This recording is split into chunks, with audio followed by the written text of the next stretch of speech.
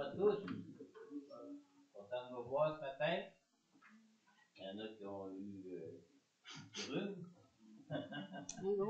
Moi aussi d'ailleurs la semaine dernière.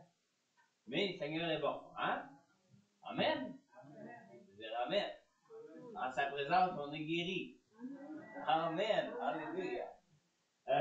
Hier, on est allé à Saint-Malachie. On a passé la journée à Saint-Malachie. La salle à Saint-Malachie était louée hier pour le petit marché des artisans. Donc, il y avait des tables de toutes sortes de choses confectionnées par des artisans du coin de là-bas, là, dans le coin de Saint-Malachie, c'est environ-là.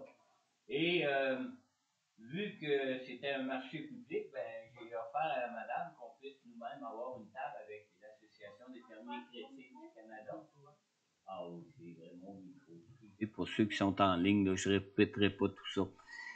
Alors, hier, on était à l'Assemblée Vie Nouvelle, c'est-à-dire à la salle de l'Assemblée Vie Nouvelle où c'était loué pour le petit marché des artisans. Puis on avait une table de la FCC et on était accompagnés, moi, mon épouse, avec Marilyn, avec Christian et puis Lucie. Lucie n'est pas là ce matin.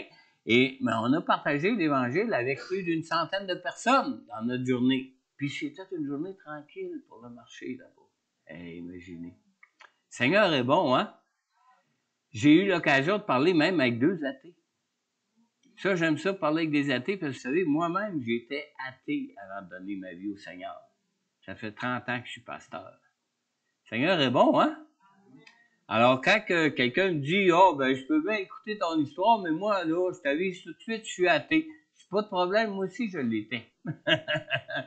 Et par expérience, je sais ce qu'ils vivent et on peut vraiment se parler cœur à cœur. J'ai parlé d'ailleurs avec un athée qui est un juif de descendance qui m'a dit, mais tu sais, moi, ma famille, là, il y en a qui ont été tués en guerre. J'ai dit, oui, je comprends, mais tu sais que Dieu peut guérir ton cœur. Là, il s'est comme arrêté. C'était... Puis je lui ai raconté un petit peu le témoignage de ma vie, comment que moi-même,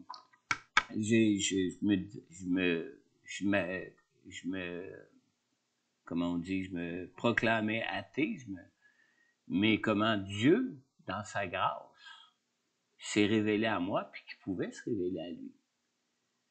On a eu une bonne Josette. Mais il faut prier pour ces gens-là, hein. Ça, c'est de la semence.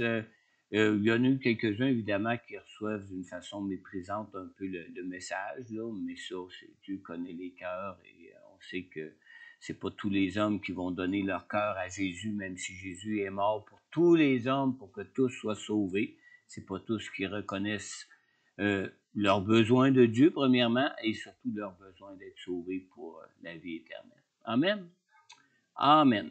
Cet après-midi, moi et Sylvie, on retourne à l'Assemblée Vie Nouvelle parce qu'il y a un dîner bénéfice, un dîner spaghetti cet après-midi, c'est-à-dire à 12h30, qui va commencer à être servi à 12h30. Nous, on va avoir le temps de quitter ici pour se rendre là-bas.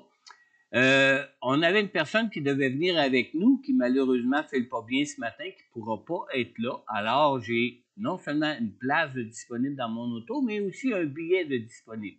Alors, si quelqu'un voudrait nous accompagner, soyez sans gêne, juste à nous le dire après la réunion. On pourra même vous faire bénéficier de ce billet qu'on a déjà acheté pour cette personne qui ne pourra pas être là.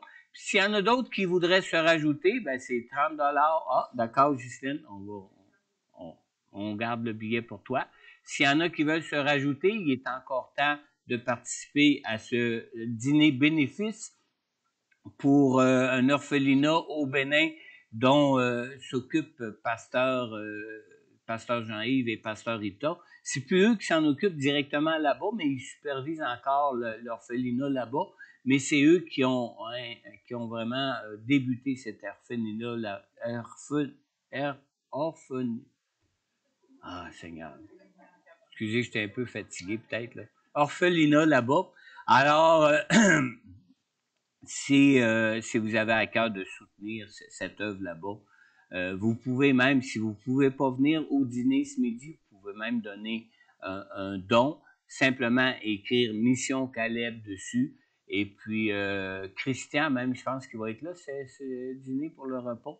Alors, on va même lui emmener tout de suite un chèque là, pour lui remettre un chèque de ceux qui auront fait des dons à travers l'Église ici pour Mission Caleb. Ça va lui être remis dès aujourd'hui.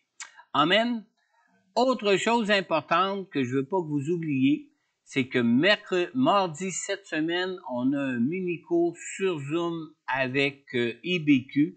Il est encore temps de s'inscrire. Je sais que dans leur publicité, ils marquaient qu'on devait s'inscrire au plus tard mercredi le 22 novembre dernier. J'ai parlé avec le doyen académique du collège biblique vendredi dans la journée et puis il m'a assuré qu'il n'y avait pas de problème s'il y en a qui voudraient se rajouter, qu'il est encore temps de s'inscrire, mais vous devez vous inscrire sur ibq.ca/esprit. Vous devez vous inscrire là avec votre courriel pour qu'il puisse vous envoyer le lien de Zoom pour vous connecter pour la soirée de mardi soir. Évidemment, si vous n'avez pas Internet, vous êtes bienvenus. Ici, on va le projeter sur l'écran. L'Église elle-même s'est inscrite pour qu'on puisse être en connexion avec Zoom avec eux pour avoir cette étude ici. Alors, si vous n'avez pas Internet, vous pouvez venir l'écouter ici. Mais comme on l'a annoncé tantôt, on peut pas enregistrer ce cours-là. C'est pas notre cours, un cours de l'Église, un ministère de notre Église comme tel. Alors, si vous pouvez pas être ici pour l'écouter en ligne avec nous sur Zoom ou chez vous pour l'écouter en ligne sur Zoom chez vous à la maison, entre 7h et 9h mardi, il n'y aura pas d'autre possibilité pour vous de l'écouter en différé comme on fait avec nos études normalement sur semaine. D'accord? Alors, ça nous donne comme pas le choix. Si vous voulez vivre cette expérience d'un cours avec IBQ, il va falloir le suivre en direct de chez vous ou d'ici à l'église mardi soir dès 7h. Amen. Maintenant, on va passer à la parole de Dieu. Je sais qu'il y en a qui ont hâte d'entendre la parole de Dieu ce matin parce que j'ai eu l'occasion un petit peu d'en parler avec ceux qui étaient à la table de la FCC hier avec nous là-bas à Saint-Malachie. Et puis, inquiétez-vous pas, le Seigneur est bon, puis le Seigneur, il sait quoi dire à son peuple. Hein? Il sait quel message que son peuple a besoin d'entendre. Je vais vous inviter à tourner avec moi dans 2 Timothée chapitre 2. On va lire ensemble les versets 11 à 13. 2 Timothée chapitre 2, les versets 11 à 13.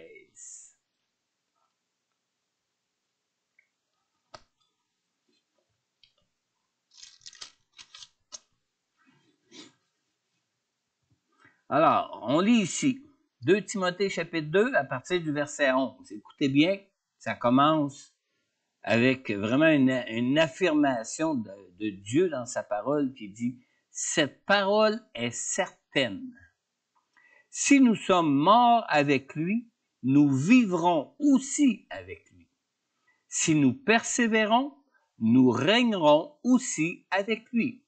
Si nous le renions, lui aussi nous reniera. Si nous sommes infidèles, lui reste fidèle, car il ne peut se renier lui-même. » Prions ensemble pour cette parole ce matin. Seigneur notre Dieu, merci pour ton Saint-Esprit, Seigneur. Merci pour cette parole, Seigneur Dieu Tout-Puissant, que ton Saint-Esprit a amené à mon cœur pour ton Église ce matin et pour tous ceux qui vont entendre ce message, Seigneur Dieu, en direct sur Facebook ou bien donc en différé, Seigneur Dieu, en écoutant l'enregistrement de ce message ce matin en autre temps durant la semaine qui va venir ou autre temps, Seigneur.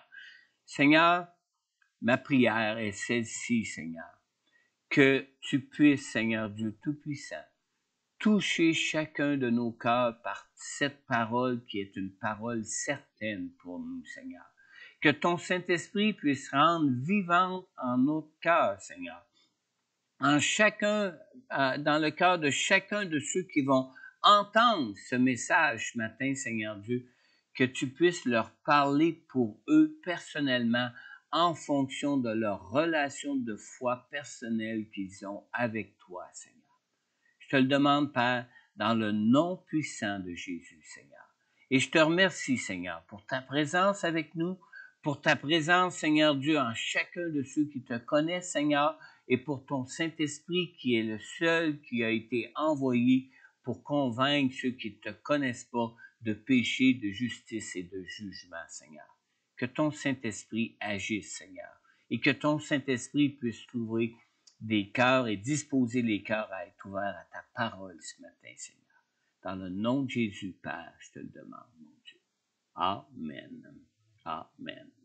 Alors, on vient de lire que cette parole est certaine. Vous savez, quand on parle d'une parole certaine, on parle d'une parole que ça peut pas être plus sûr que certain quand que c'est la parole de Dieu qui nous dit que c'est une parole certaine, hein? Surtout qu'on sait déjà que la parole de Dieu est quelque chose qui est certain, et quand elle affirme qu'elle-même, elle nous donne une parole certaine, c'est certain que ça va être certain.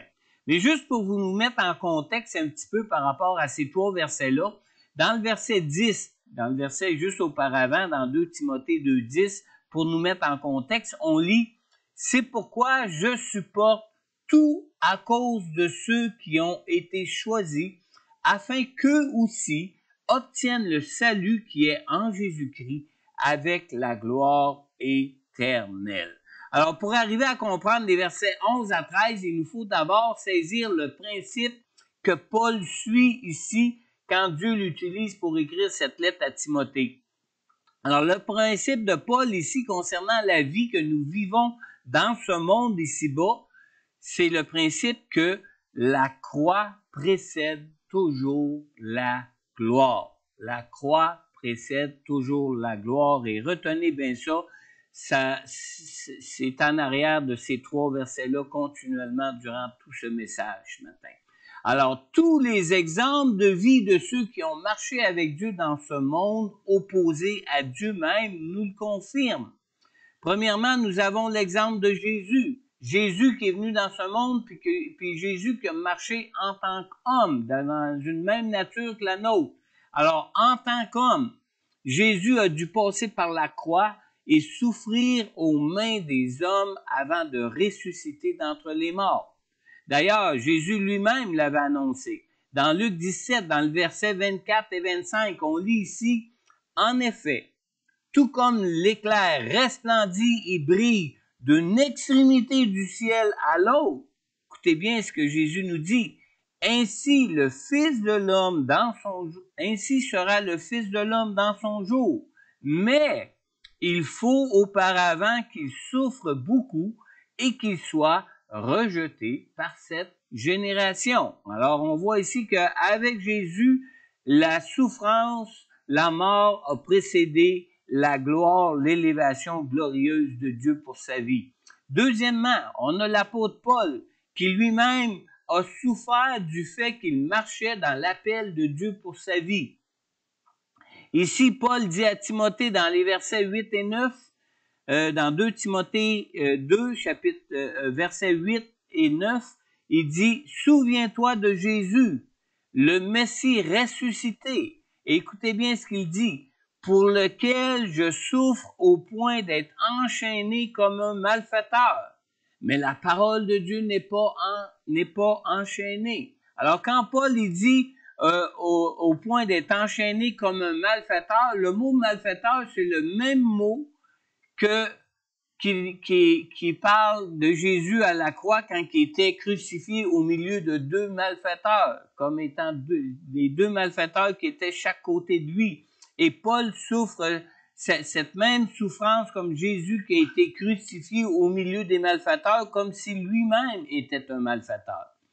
Alors, quand on regarde ça, on voit que seulement du fait de témoigner de l'évangile de Jésus qui peut libérer, qui peut sauver les hommes qui périssent sous l'esclavage du péché, ça, juste ça nous amène à souffrir dans ce monde qui est opposé à Dieu. Opposé à Dieu. Mais l'apôtre Paul était prêt à demeurer ferme, quelles que soient les circonstances qu'il rencontrait pour sa vie. Et c'est ça le point qui est important ici. Alors, comme pour Jésus, Paul considérait ses souffrances personnelles comme faisant partie du plan du salut de Dieu pour sa vie, pour sauver des hommes qui étaient perdus, pour partager l'Évangile à des hommes qui étaient perdus. Alors, ce principe nécessaire d'avoir à souffrir pour bénéficier de la gloire promise à venir est renforcé par l'apôtre Paul dans les versets que nous avons lus ensemble au début. Poursuivre sa lettre à Timothée en employant cette expression qui dit « cette parole est certaine », qu'on a lu dans 2 Timothée 2,11, qui dit comme nous l'avons lu, cette parole est certaine. Si nous sommes morts avec lui, nous vivrons aussi avec lui. Alors, cette expression qui était une expression qui était bien connue par tous les chrétiens à cette époque-là, c'est-à-dire l'expression « cette parole est certaine ». C'était bien connu à cette époque-là. Cette expression rappelait même aux chrétiens combien nous sommes tous appelés à souffrir et à mourir comme Jésus avait lui-même souffert et comme Jésus était lui-même mort à la croix afin de connaître la gloire de la résurrection, de la puissance de la résurrection de Dieu d'entre les morts. Alors ce chant disait, certains disent que c'était un chant, d'autres disent que c'était un peu comme une confession de foi, mais en général, on rapporte ça plutôt comme si c'était un hymne, un chant qui était chanté à chaque fois que les chrétiens se réunissaient à cette époque-là. Et ce chant disait, si nous sommes morts avec lui, nous vivrons aussi avec lui. Et quand on regarde les temps de verbe ici sont importants pour saisir l'importance de mourir à cette vie dans ce monde avant de goûter ou avant de pouvoir goûter à la nouvelle vie glorieuse que Dieu réserve à ceux qui placent leur foi en Jésus. On lit dans Galates 2,20, l'apôtre Paul parlait de cette importance de ne pas vivre pour cette vie dans ce monde, mais de vivre cette vie pour la vie éternelle à venir. Parce qu'il dit dans Galates 2,20, « J'ai été crucifié avec Christ. Ce n'est plus moi qui vis, c'est Christ qui vit en moi. Et ce que je vis maintenant dans mon corps, je le vis dans la foi au Fils de Dieu qui m'a aimé et qui s'est donné lui-même pour moi. » Alors, c'est par la foi que les croyants peuvent s'approprier cette édification avec Jésus, c'est-à-dire cette identification avec Jésus, cette identification avec la mort, avec la souffrance que Jésus a pu éprouver. Maintenant, quand on lit « nous sommes morts avec lui », le temps du verbe, c'est un temps au passé. Hein? Nous sommes morts avec lui. Ouais, on est mort avec lui. C'est un temps au passé. Pourtant, nous sommes encore bien vivants dans le corps de chair dans lequel nous nous trouvons. Hein? On est encore bien en vie. Puis on le sait quand on pogne une mauvaise grippe ou de la COVID, hein? Qu'on est encore mauvais vie, vraiment en vie, parce qu'on le ressent vraiment dans notre corps. Hein? Et quand je dis bien vivant, cela veut dire que nous sommes encore très sensibles à la souffrance. On est encore très sensibles à la souffrance. Alors, de quelle mort parle-t-on pour pouvoir affirmer être déjà au passé, être mort en Jésus? Hein? De quelle mort est-ce qu'on parle? En réalité, cette nouvelle vie que nous goûtons par le Saint-Esprit dans nos vies ici-bas, cette nouvelle vie nous amène à endurer des outrages, les outrages de ce monde, que ce monde peut nous faire endurer à cause de leur rejet de Dieu. Maintenant, on lit dans Romains 12, 1. Écoutez bien ce qu'on lit ici. « Je vous encourage donc, frères et sœurs, par les compassions de Dieu, à quoi? À offrir vos corps comme un sacrifice vivant, saint, agréable à Dieu. » Et ça finit en disant, ce sera de votre part un culte raisonnable. C'est rien d'extraordinaire, là. C'est rien qu'un culte bien ordinaire, raisonnable. Alors, quand on lit de offrir notre corps comme un sacrifice vivant, on parle ici d'être prêt à endurer les souffrances que ce monde qui est opposé à Dieu peut nous faire subir dans nos vies maintenant. Alors, il faut bien réaliser que si on ressent des souffrances, c'est que nous ne sommes jamais encore suffisamment ou jamais encore entièrement morts à nos vies ici-bas. Hein? Parce que sans ça, on dirait, ben, c'est pas grave. Moi, je vis pour Jésus pour la vie éternelle à venir. Amen. Quand vous mettez un morceau de viande, je sais pas moi, une pièce de bœuf ou un morceau de poulet à griller sur votre feu, les animaux desquels ces morceaux de viande proviennent, ils ressentent absolument rien. Ils sont morts.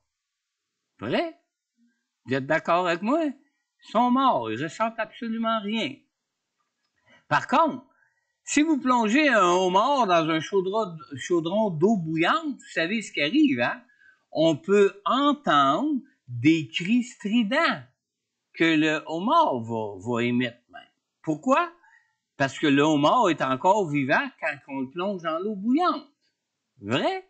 Vous savez ça, hein? Vous avez déjà fait bouillir des homards quand on les prend vivants dans une chose d'eau, on les met dans un chaudron d'eau bouillante, puis on entend comme c'est comme un cri strident.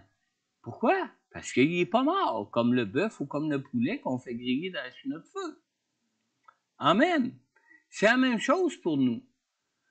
Quand on dit qu'on est mort avec Christ, quand la souffrance vient nous chercher encore dans notre chair, c'est qu'on n'est pas encore tout à fait mort. Hein? On se doit de s'offrir comme un sacrifice vivant à Dieu, qui va être saint, qui va être agréable à Dieu, puis ça va être juste un culte raisonnable de notre part. C'est pas quelque chose d'extraordinaire que Dieu nous demande. Maintenant, dans 2 Timothée 2,11, on a lu « Cette parole est certaine. Si nous sommes morts avec lui, nous vivrons aussi avec lui. » Alors, devoir souffrir pour notre foi en Jésus peut nous faire peur, puis c'est normal que ça nous fasse peur, puis ça peut nous causer certains soucis, puis c'est normal que ça peut nous causer certains soucis, parce que dans notre chair, on est encore en vie, là. OK? Vouloir éviter ou fuir les souffrances que cette vie peut nous apporter ici-bas est une chose tout à fait normale et naturelle pour les humains que nous sommes. Tout à fait normale et naturelle. Nous sommes encore bien en vie dans notre chair. Et vous savez quoi? Même Jésus, en tant qu'homme, a cherché à éviter les souffrances du sacrifice de la croix. Dans le jardin de Gethsémane, Jésus a prié juste avant d'être arrêté pour être livré aux souffrances qu'il devait souffrir, à la croix qu'il devait porter. Juste avant, Jésus a prié dans Luc 22, dans le verset 42 et 43, il a dit, « Père, si tu voulais éloigner de moi cette coupe. » Hein? Il a dû être comme le homard, il dit, « Non, non, non, pas l'eau bouillante. » Jésus lui-même craignait cette chose. Jésus lui-même voulait s'enfuir loin de ces souffrances-là. Mais Jésus a dit toutefois que ce ne soit pas ma volonté qui se fasse, mais la tienne. C'est drôle que Sylvie ait insisté sur le Amen, Amen, Amen, hein, durant les louanges, parce qu'elle ne connaît pas ma prédication de ce matin. Puis même ceux avec qui j'en ai parlé hier, je ne les ai pas parlé de la prédication comme telle, mais de la difficulté que je voyais dans cette prédication-là. Amen. Puis ça, on va y venir, ça ne sera pas très long. Maintenant, quand Jésus a prié, ça nous dit dans le verset 43, « Alors un ange lui apparut du ciel pour le fortifier. » Pourquoi? Parce que comme on a lu dans Romains 12, 1, qui nous dit, « Je vous encourage donc, frères et sœurs, par les compassions de Dieu, à offrir vos corps comme un sacrifice vivant, parce que c'est quelque chose qui est saint et agréable à Dieu. » Et parce qu'on accepte de pouvoir le faire et qu'on accepte les souffrances que ça peut nous causer d'être associés à Jésus dans notre relation de foi en Jésus, ben, Dieu vient à notre secours dans tout ça. Et Dieu nous donne la grâce de pouvoir supporter ces souffrances-là qu'on peut rencontrer dans notre témoignage de l'Évangile, dans notre témoignage de notre relation personnelle avec Jésus pour nos vies. Amen. Mais en ce qui concerne les souffrances que ce monde peut nous faire subir à cause de notre foi en Jésus, nous avons une promesse de Dieu qui est certaine pour nous. C'est sûr que si nous sommes prêts à mourir à nous-mêmes pour accepter ces souffrances-là, on a une promesse de Dieu pour nous. On a lu au verset 11, cette parole est certaine. Si nous sommes morts avec lui, nous vivrons aussi avec lui. Amen. Alors, si nous sommes prêts à mourir, c'est-à-dire à endurer ces souffrances comme Jésus était lui-même prêt et disposé à les endurer, comme lui, nous connaîtrons la gloire de la puissance de Dieu dans nos vies. Amen. Amen, hein? C'est dur hein, de dire que ta volonté soit faite en ce qui concerne des contextes comme ça. Mais c'est un sacrifice qui est saint et agréable à Dieu. C'est une parole certaine que Dieu nous donne ici. Une promesse dont on ne peut pas avoir à douter lorsque nous abandonnons, nous abandonnons nos vies au Seigneur, que parce qu'on lui abandonne vraiment nos vies, malgré la souffrance, on a cette promesse qu'on va vraiment expérimenter la puissance de Dieu pour nous dans notre vie. Vous savez, le célèbre missionnaire Hudson Taylor, on sait comment il a souffert dans la mission, mais Hudson Taylor a dit ceci concernant les souffrances. Il a dit, ce n'est pas en essayant d'être fidèle, mais en nous tournant vers l'unique fidèle que nous allons acquérir la victoire. Alors, si on commence à regarder à nous-mêmes de dire, oh non, non, c'est trop souffrant, oh non, c'est trop Seigneur, oh non, au lieu de regarder à celui qui était l'unique fidèle, qui était même prêt jusqu'à accepter les souffrances et accepter la mort à la croix pour voir des hommes être sauvés, ben, à ce moment-là, on peut vraiment compter sur notre victoire dans ces situations-là pour faire l'expérience de la puissance de Dieu dans nos vies. Notre vie ici-bas se révèle souvent très éprouvante en ce qui concerne notre foi en Jésus. Mais c'est en fonction de la parole du Seigneur que nous devons regarder toutes choses pour nos vies. Vous savez, d'un point de vue humain, l'apôtre Paul était loin de marcher dans la puissance glorieuse de Dieu pour sa vie. Loin de tout ça. Je parle pour sa vie à lui. Dieu l'a utilisé pour faire des miracles, hein? Pour manifester même sa puissance à travers des guérisons et des choses comme ça. Mais pour lui-même, là, il était loin vraiment d'être encouragé dans sa vie, de voir la puissance glorieuse de Dieu pour sa vie lui-même. Même qu'on a lu, je pense que c'est la semaine passée, la semaine avant, dans la prédication, que par rapport à un problème physique qu'il avait, il avait demandé la guérison de Dieu, puis Dieu lui a dit non, ma grâce te suffit.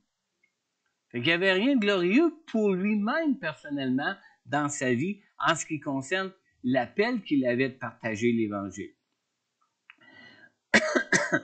Du point de vue humain, l'apôtre Paul était même loin de marcher dans la puissance glorieuse de Dieu pour sa vie. Il n'avait même plus personne pour l'encourager dans l'appel du Seigneur pour sa vie. Dans 2 Timothée 1,15, on peut lire « Tu sais que tous ceux qui sont en Asie m'ont abandonné, notamment Phygile et Hermogène. » Alors c'est Paul ici qui raconte ça à Timothée, au pasteur Timothée. Alors, tous ceux qui étaient avec lui en Asie s'étaient détournés de Paul, s'étaient détournés de lui à cause de son appel, puis à cause des conditions que ça lui causait dans sa vie. Il était lui-même en prison et subissait les mêmes châtiments que des malfaiteurs. Pourtant, Paul était gagnant. Il était gagnant, Paul. Il soutenait le bon combat face à toute l'opposition que l'on peut rencontrer dans nos vies dans ce monde. Il livrait vraiment le bon combat de la foi face à tout ça. Mais comme Paul, ce qu'il faut nous souvenir, c'est que lorsque l'ennemi fait fuir tous ceux qui devraient marcher à nos côtés dans la foi, que nous-mêmes, nous devons continuer de conduire nos vies ici-bas pour plaire au Seigneur et non pour plaire à des hommes. On n'est pas là pour plaire à des hommes. On est là vraiment pour plaire au Seigneur, pour s'offrir en sacrifice vivant à Dieu. Maintenant, cette parole qui est dite comme une parole certaine du verset 11 se poursuit même dans le verset 12, où ce qu'on lit dans 2 Timothée 2,12, « Si nous persévérons, nous régnerons aussi avec lui. » C'est une parole aussi certaine qu'on peut être dans des situations comme Paul où ce que c'est souffrance sur souffrance sur souffrance. Mais si nous persévérons dans notre appel malgré la souffrance, on a cette promesse-là d'une parole certaine qui dit que nous régnerons aussi avec lui. Et cette parole est aussi certaine et se poursuit aussi dans le verset 12 qui dit aussi, si nous le renions, lui aussi nous reniera. Oh, là ça commence à être plus sérieux, hein? On parle plus juste d'endurer les souffrances, mais on parle plutôt d'être renié par Dieu si nous, on refuse la souffrance au point même d'arriver à renier Dieu. Une vérité centrale ressort dans ce verset concernant l'importance d'accepter les souffrances que notre foi en Jésus peut nous causer.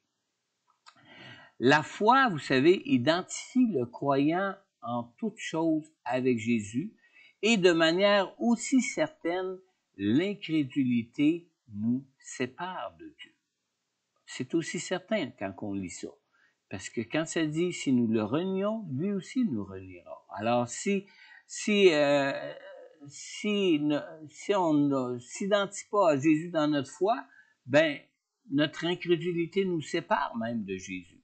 Alors ce dernier verset contient un avertissement solennel, vraiment un avertissement solennel que de manière tout aussi certaine, le reniement et l'infidélité à Jésus nous séparent malheureusement de lui. Jésus nous a lui-même prévenu même du danger de le renier et ou du danger de faire preuve d'incrédulité dans nos vies face à ce monde. Dans Matthieu au chapitre 10, dans le verset 32 et 33, Jésus nous dit ici, « C'est pourquoi toute personne qui se déclarera publiquement pour moi, je me déclarerai moi aussi pour elle devant mon Père céleste. Mais celui qui me reniera devant les hommes, je le renierai moi aussi devant mon Père céleste. » C'est fort, hein? C'est puissant comme avertissement. C'est vraiment solennel même comme avertissement. La foi en Jésus, vous savez, ça compte de grands paradoxes. Il y a vraiment de grands paradoxes dans la foi en Jésus. On vient de voir que de façon certaine, la mort mène à la vie et que la souffrance mène au règne et à la gloire. Il y a un grand paradoxe là-dedans. Hein? Le fait de souffrir, ça nous mène à la vie. Le fait d'endurer des souffrances, ça nous mène à régner dans la gloire avec Dieu. Alors, nous n'avons rien à craindre concernant les promesses de Dieu pour nos vies. La parole de Dieu est certaine. L'important est que nous ne désavouions. Bon, voilà, la misère à le dire, ça, je suis sûr. Le problème, c'est que nous pouvons désavouer notre Seigneur. Ça se dit mieux de même, n'est-ce pas? On peut désavouer son œuvre. On peut désavouer sa personne. On peut même désavouer sa victoire pour nous, pour nos vies. Alors, si nous le désavouons, si nous le renions ici-bas, lui-même nous désavouera devant le Père qui est dans le ciel. Et c'est la parole de Dieu qui l'affirme ici. C'est Jésus lui-même même qui l'a mentionné ici.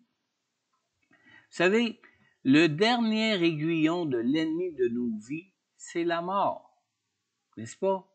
Notre victoire sur la mort, par contre, est assurée en autant que nous soyons prêts à mourir à notre vie ici-bas. Puis vous savez, c'est toujours notre difficulté hein, en tant qu'humain.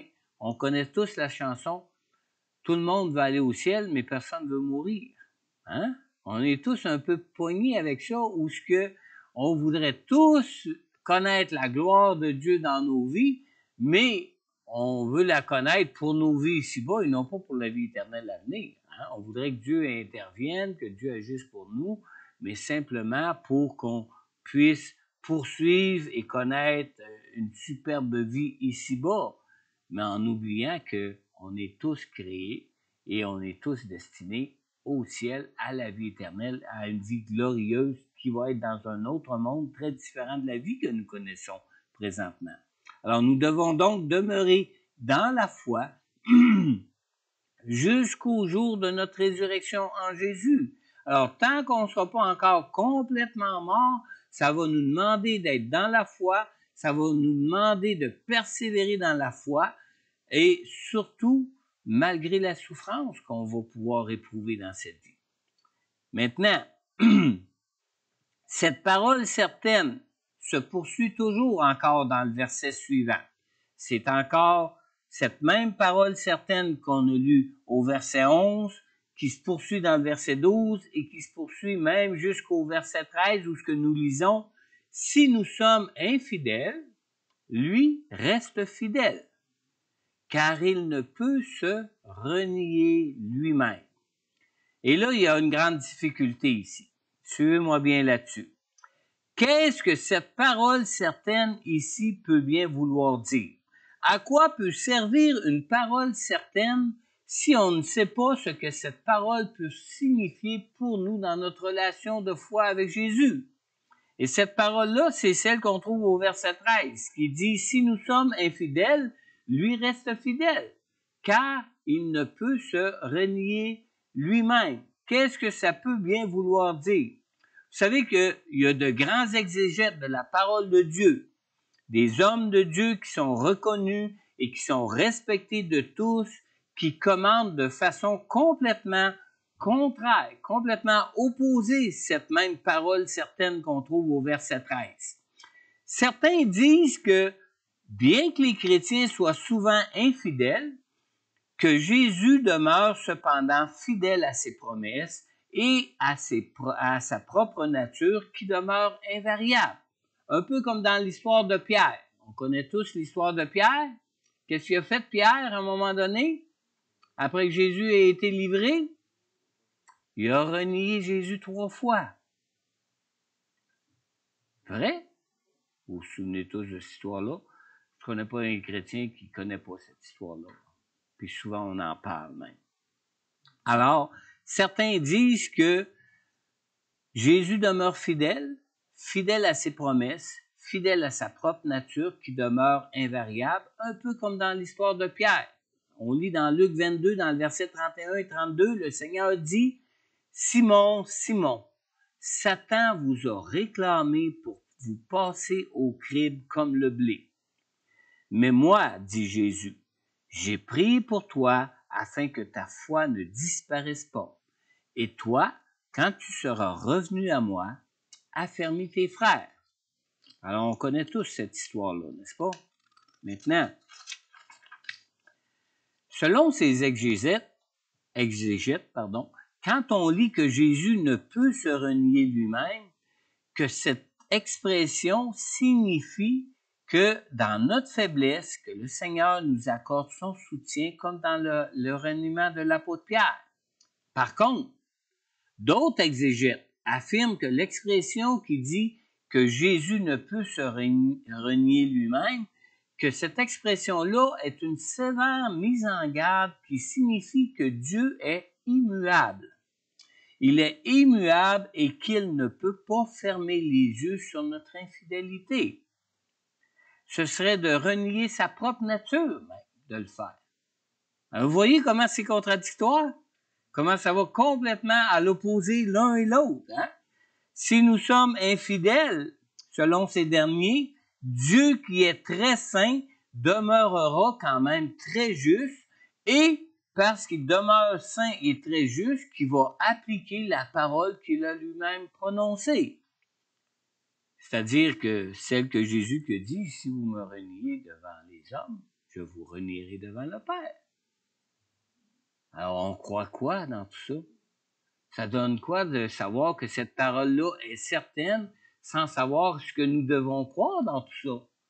Est-ce qu'on parle de la clémence de Jésus, fidèle pour garder ses promesses envers nous, comme dans l'histoire de Pierre? Ou est-ce qu'on parle d'un Dieu fidèle, tellement fidèle à lui-même, qui ne peut pas renier sa parole, qui affirme que si vous me reniez devant les hommes, je vais vous renier devant le Père? Qu'est-ce qu'on fait avec tout ça? Moi, c'était ma question au Seigneur, à savoir, Seigneur, pourquoi tu m'as donné ce verset-là à prêcher? Qu'est-ce que m'a prêché là-dessus? Ce que des exégètes d'un côté pensent, ou ce que les autres de l'autre côté pensent? Qu'est-ce que je fais avec ça? 2 Timothée 2,12, on a lu, « Mais celui qui me reniera devant les hommes, je le renierai moi aussi devant mon Père céleste. » Maintenant, à quoi bon d'avoir cette parole certaine du Seigneur si on ne sait pas ce que cette parole signifie? Maintenant, est-ce que si nous sommes infidèles, il demeure fidèle? Est-ce que ça signifie que le Seigneur demeure fidèle à son amour? Ou est-ce que ça signifie que le Seigneur demeure fidèle à ses menaces qu'il a énoncées contre ceux qui lui sont infidèles?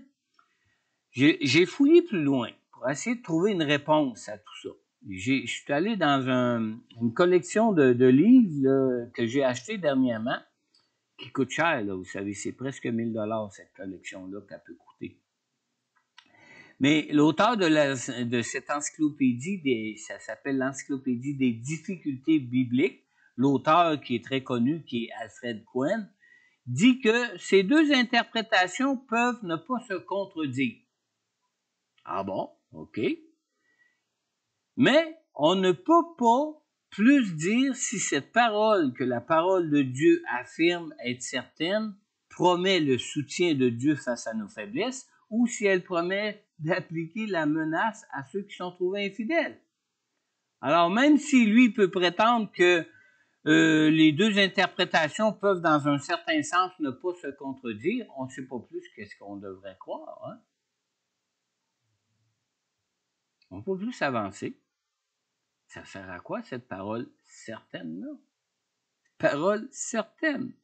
Alors, lorsque j'ai prié le Seigneur à savoir ce que je devais prêcher concernant cette parole certaine, je vais vous partager un peu ce que Dieu m'a répondu. Dieu m'a répondu, premièrement, ce qui est venu clair à mon esprit, c'est 1 Jean chapitre 2, verset 27. Qu'est-ce qu'on lit dans 1 Jean chapitre 2, verset 27? On lit ici, « Quant à vous », je pensais à vous là, quand je lisais ça, « Quant à vous, l'onction que vous avez reçue de Christ demeure en vous et vous n'avez pas besoin qu'on vous enseigne. » Ah, c'est le Seigneur, merci de prendre ce fardeau-là. Parce que moi, je savais plus quoi dire. Au contraire, puisque la même onction vous enseigne sur toute chose, qu'elle est véridique et dépourvue de mensonge, vous demeurerez en lui comme elle vous l'a appris. Et la chose que le Seigneur ajoutait à cette réponse à mon esprit, c'était celle-ci. C'est que nous avons tous personnellement besoin d'être à l'écoute du Saint-Esprit dans notre interprétation de la parole. Pourquoi notre besoin d'être autant à l'écoute du Saint-Esprit dans notre interprétation de la parole? Bien, c'est simple. C'est que moi, je crois que selon le cœur de certaines personnes, l'histoire de Pierre peut s'appliquer. Mais selon le cœur de certains autres croyants qui peuvent renier le Seigneur, c'est peut-être l'avertissement sévère du Seigneur qui peut s'appliquer. Et ça, c'est pour moi qui peut vous dire si vous êtes dans une situation ou si vous êtes dans l'autre. Même la parole de Dieu ne tranche pas ici. Elle laisse comme la porte ouverte autant à des gens que Dieu voudrait soutenir qu'à des gens que Dieu voudrait sévèrement reprendre. Amen. C'est un peu comme quand on lit l'histoire des églises dans l'Apocalypse. Des fois, on se dit, Seigneur, peux-tu aller à être aussi sévère comme il l'affirme à certaines églises concernant l'apostasie, concernant le reniement de certains croyants face à leur foi en Jésus-Christ dans leurs conditions d'église dans lesquelles ils vivent leur foi? Ça s'applique-tu à tous? C'est nous seuls qui pouvons savoir. Et c'est à ce niveau-là que nous avons besoin d'être à l'écoute du Saint-Esprit. Parce que la parole de Dieu reste vraie. La parole de Dieu reste certaine. Mais ce qui va faire la différence, c'est ce que le Saint-Esprit va révéler à nous-mêmes de notre propre cœur, qui va faire qu'on va pouvoir l'interpréter correctement en fonction de ce que Dieu veut lui-même, personnellement, pour nous, dans notre situation. En fonction de la condition même de notre cœur. La seule chose qu'il faut s'assurer dans tout ça, c'est que vous devez vous assurer que vous êtes à l'écoute du Saint-Esprit et non pas à l'écoute de votre chair. Que vous êtes à l'écoute du Saint-Esprit et non pas à l'écoute d'autres esprits que le Saint-Esprit. Et quand c'est pas la parole de Dieu qui tranche, mais que c'est le Saint-Esprit qui doit vous éclairer ou vous orienter là-dessus, il faut vraiment laisser Dieu sonder nos cœurs et il faut vraiment savoir qu'on est tourné vers Dieu et que ce qu'on veut par-dessus tout, c'est marcher dans la volonté de Dieu et dans le plan de Dieu pour notre vie. Amen. Amen, amen, amen. Amen. À ce niveau-là, le Seigneur m'a donné Romains 8, 27. Vous savez ce que ça dit dans Romains 8, 27? Et Dieu qui examine les cœurs sait quelle est la pensée de l'Esprit. L'Esprit du Saint-Esprit ici que ça parle. Parce que c'est en accord avec lui, avec le Saint-Esprit, qu'il intercède en faveur des saints. Et moi, j'aimerais vous inviter ce matin là, à prendre du temps chez vous à la maison, vraiment dans votre lieu secret. Là. Certains, c'est dans leur chambre, d'autres, c'est dans le coin de salon, sous les lumières, qui vont lire la parole de Dieu, qui vont prendre le temps de prière, qui vont prendre le temps de communion, de relation personnelle avec Dieu. Mais prenez le temps de relire Romains 8 tout au complet, qui concerne réellement notre relation avec Dieu par le Saint-Esprit et de l'importance de cette relation avec Dieu par le Saint-Esprit pour être à l'écoute de Dieu en ce qui concerne notre vie. Amen. Vous savez, Dieu utilise les ministères pour nous parler, mais seul l'Esprit de Dieu nous connaît, chacun de nous, parfaitement pour nous conduire dans notre relation de foi en Jésus. Amen. Dieu peut utiliser cette parole certaine comme une menace pour certains, comme un soutien pour d'autres. Ça va dépendre de vous, de votre cœur pour Dieu, de votre relation de foi avec Dieu. Mais Dieu connaît plus que vous-même votre propre cœur pour que vous le laissiez être sondé par le Saint-Esprit afin d'être conduit par lui. Amen.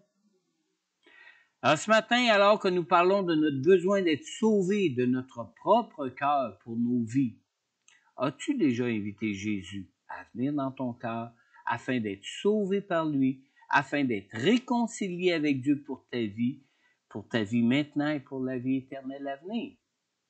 Romains 5,8 nous dit « Mais voici comment Dieu prouve son amour envers nous. Alors que nous étions encore des pécheurs, Christ est mort pour nous. » Alors ce matin, si tu reconnais dans ton cœur que tu es un pécheur, si tu reconnais dans ton cœur que tu as besoin de Jésus comme sauveur pour être pardonné de tes péchés, ce matin, je veux vraiment t'inviter à remettre ta vie entre ses mains. Simplement adresser cette courte prière à Dieu, à notre Dieu d'amour, ce Dieu d'amour qui est mort à la croix alors même que nous étions pécheurs.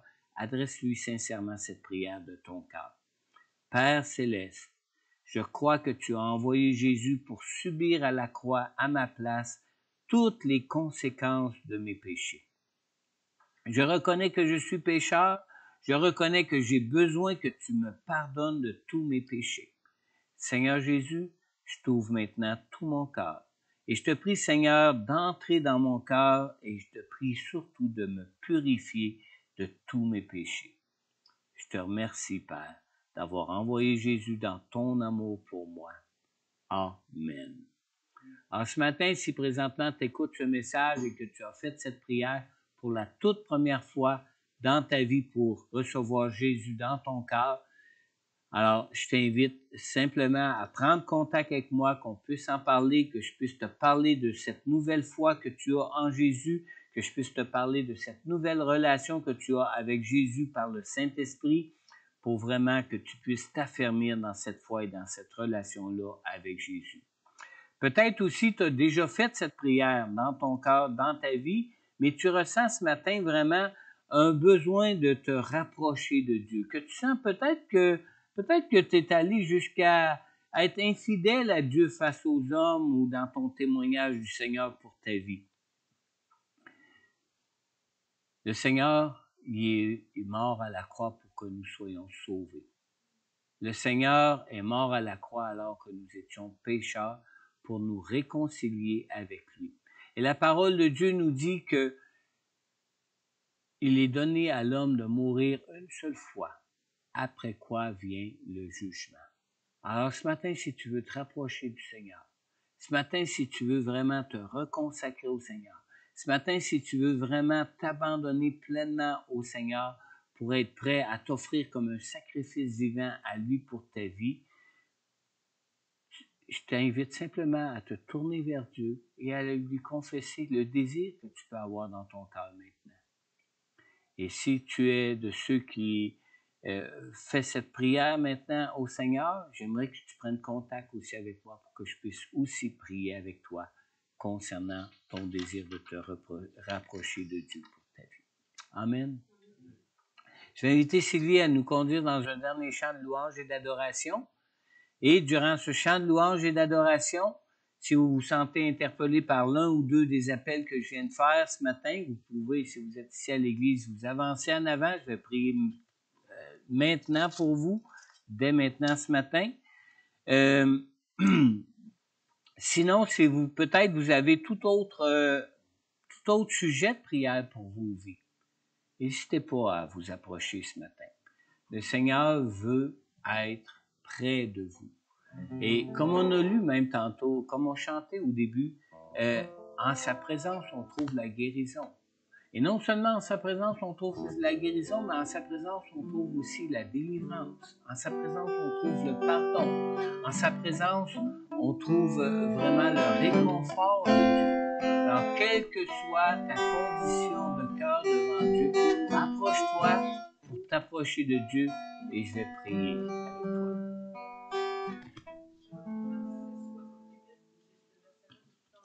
Jean 6, 68.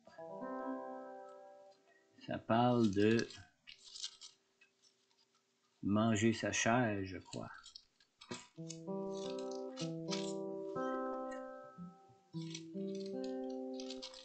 Jean 6, 68 nous dit ici, « Après l'avoir entendu, beaucoup de ses disciples dirent, « Cette parole est dure. Qui peut l'écouter? » Et au verset suivant, ça dit, « Jésus savait en lui-même que ses disciples murmuraient à ce sujet. Il leur dit, « Cela vous scandalise? Si vous voyez le Fils de l'homme monter là où il était auparavant, c'est l'Esprit qui fait vivre. L'homme n'arrive à rien. Les paroles que je vous ai dites sont esprit et vie. Mais il y en a parmi vous quelques-uns qui ne croient pas.